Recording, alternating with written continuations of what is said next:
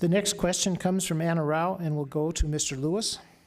Speaking of the Forest Service, Mr. Lewis, the federal government owns large chunks of lands in the West, including 28% of the land in Montana. There's an effort underway in several western states to force the U.S. government to turn land ownership over to the states. As a first step in Montana, a legislative interim committee is exploring how the feds manage Montana land for wildfires, motorized recreation, drilling, and mining. Those who favor state ownership of federal lands say the state would do a better job of managing them for recreation and for profit, while those who oppose the movement say this is really about circumventing the EPA, allowing for easier extraction, and eventually privatizing public lands. Where do you stand on this issue? Well, thank you, Anna. Our public lands in Montana are part of our way of life, and people are in Montana because they want to be, and it's outdoors. It's got the highest percentage of hunting licenses in the country, highest percentage of fishing licenses in the country, and our public lands play a big part of that. And it's also part of our economy. $6 billion industry, people using our public lands. And the idea of transferring those lands to the state is a terrible idea and will result in a sell-off of our public lands to the highest bidder. And I do not support that in any shape or form. And also, begs the question is who's going to manage those public lands? We're paying 3 times as much in firefighting costs right now than we paid in the 90s in this country. And we need help to do that. And so, look, this is about our outdoor heritage. This is about our way of life. It is not a good idea to transfer the control of public lands, which will result in a sell-off to the highest bidder. Mr. Zinke, your answer? Well, I don't think there's any question that Montana can manage our lands better than Washington. And the problem is, how do you stop the lawsuits that are preventing Montana to have multiple use? I mean, I grew up, and graduated high school in Whitefish, and I remember where Libby was AA. Today they're B. There's a mine that they've been waiting for 2 years for an EIS. It should have been an environmental assessment, and yet the Forest Service doesn't approve it. Why? That's 600 jobs in Lincoln County. And you want to talk about despair in Montana? Go to Lincoln County. So there's a contrast in the candidates. My #1 priority is opening that mine because it means a lot to Libby. John's #1 priority is to preserve the North Fork. My #1 donor, was Tommy Nunes from Oasis Oil, because he believes this energy equivalent, our energy capability in this country, we can be energy independent in 5 years. John's was Jim Messina, who's from Butte, and Nancy Pelosi. So there's a difference between the candidates. There's a difference in philosophies. I think multiple use is important in our forests. We need to get access back.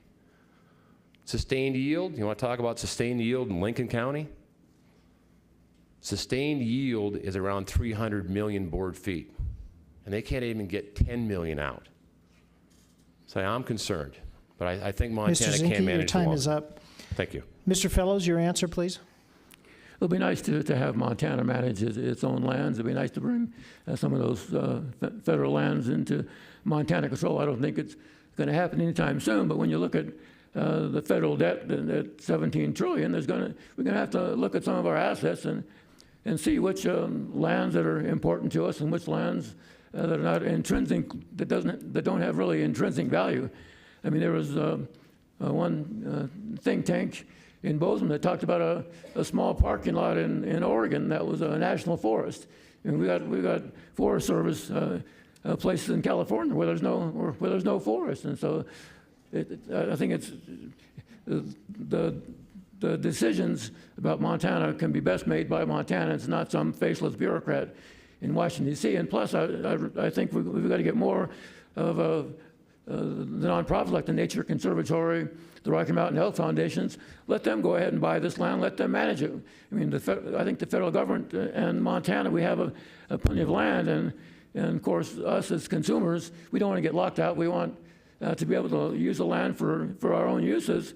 But plus, nobody really, I think, can agree upon which which tracts of lands do we agree upon that will be wilderness and ones that we're going to use for timber and mining and so on and so forth.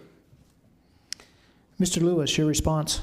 Look, we can manage our lands better. There's no question about that. I don't know if it's going to take arming Forest Service folks with tasers, as we heard about here. I've never heard of that before. But this is about our outdoor heritage, our way of life. And I'm proud of the support I've received all across Montana. I've received a donation from all 56 counties. This is a Montana-based campaign, not a California campaign. And it's not surprising. I heard Nancy Pelosi mention. Nancy Pelosi's not involved in this campaign, and as much time as Mr. Zinke spends in California at his home, it's no wonder he thinks Nancy Pelosi's involved in this campaign. Good. Hold It's your not a applause, California please. campaign. This is a Montana campaign. Mr. Zinke, your response. The address is 409 West 2nd Street, Whitefish. Now, but I like you, John. But getting back to the question is, look, the Forest Service, the #1 budget expenditure in the Forest Service is fighting fires. #2 is litigation, and #3 is management. Can they do better? Absolutely. I think that looking at it is stop the perpetual lawsuits. If you're an out-of-state entity, you don't have standing in Montana to sue, because what's happening is that the timber companies, the mining companies, the people that want to use the land, our public land, can't get to it. So there's a better way to do it. Let's stop the lawsuits, and so we can go back to multiple use management for the benefit of everybody. Public land is ours. It's all of ours. And all of us should be able to use it. Mr. Fellows, your response. Well, you have to realize that there is a cost to owning land.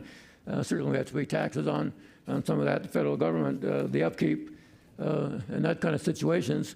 But when Plum Creek decided to get rid of some of their lands and the Nature Conservatory decided to purchase some of the lands, I was all for it. But then again, they decided to make a profit and sell it back to the government, which I didn't think was necessary. I thought if they wanted to save it, they should go ahead and take care of it and show the world that they can do it.